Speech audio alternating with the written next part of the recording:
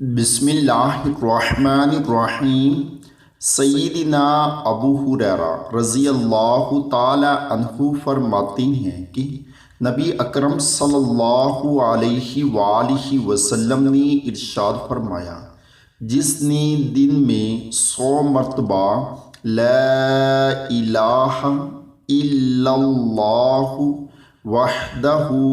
لا شریک لہ لہ الملک ولہ الحمد وہو علی کل شیء قدیر پڑھا،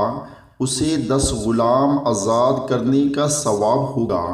اور اس کے نامہ اعمال میں 100 نیکیاں لکھی جائیں گی اور 100 گناہ مٹا دیے جائیں گے، اور اس روز شام تک شیطان سے امن میں رہے گا، اور اس سے بہتر کوئی شخص نہ ہوگا لیکن جس نے اس سے بھی زیادہ اسے پڑھا ہو۔ اللہ تعالی ہم سب کو بھی اس پر عمل کرنے کی توفیق عطا فرمائے، آمین۔